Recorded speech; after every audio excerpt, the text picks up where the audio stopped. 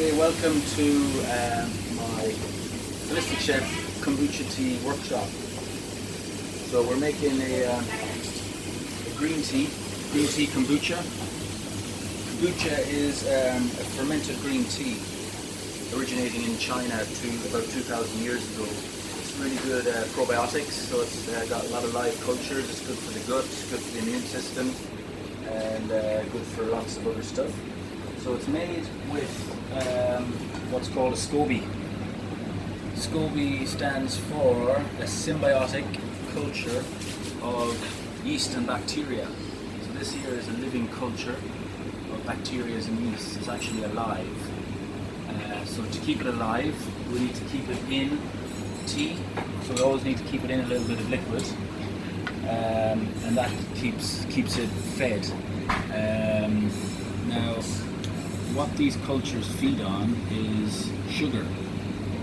So this is the food for the SCOBY, for the symbiotic culture of bacteria and yeast. They eat the sugar, they get nutrients from the green tea.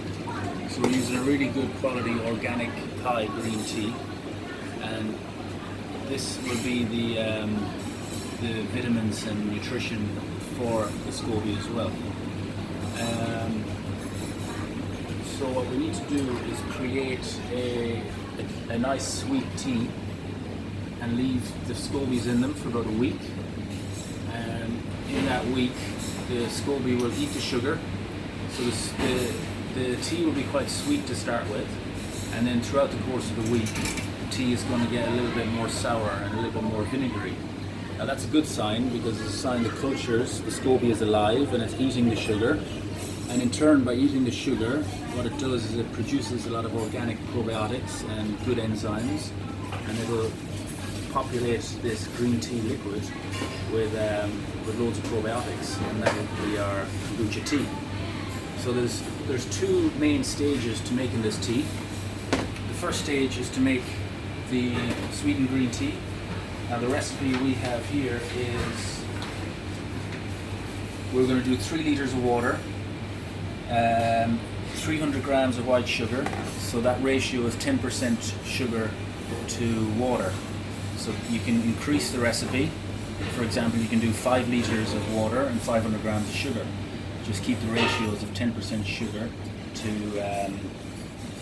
10% sugar to water. We start off by I added 300 grams of sugar in here with just 1 liter of water and 1 liter of boiling water. So the reason I added boiling water was to, first of all, dissolve the sugar, and then also to infuse the tea. So I've added 15 grams of that green tea in here. I've added that about 10 minutes ago, and give it a good stir and taste it. You could set a timer and leave it for maybe like 20 minutes. You don't want it to over brew, you don't want to be too strong with green tea, but you want a nice flavor of green tea. So that's had about 20 minutes in there. I'm going to add the other 2 liters of water in here. And that's cold water I'm adding, okay? So I've added cold water.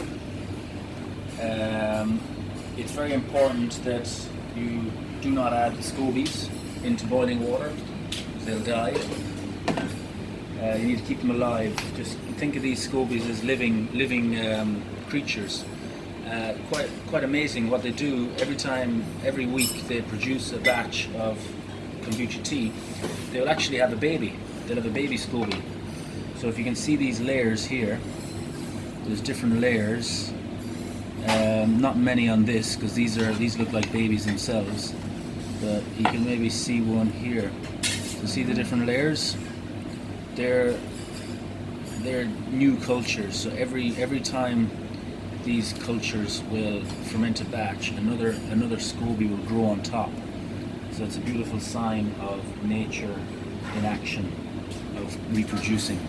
And what you can do with them babies is peel them off. I'm not going to peel it off now, but you could peel that off and give it to your friend, or give it to someone else who's making kombucha, or just keep getting more of these, and you can keep increasing your yield. So that's where we're at with that. So we've got another clean jar. It's important to have the jar sterilised, just to go through the dishwasher is fine. We'll pass this in here. It looks a bit, it looks a little bit weak, this tea does, a little bit.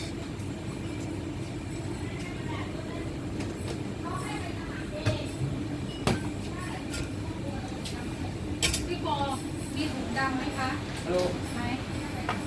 เขียวก็ได้ออกถ่ายทำอยู่ Press pause, just pause. Yeah. There'll be a pause button. Yes. Yeah. เดี๋ยว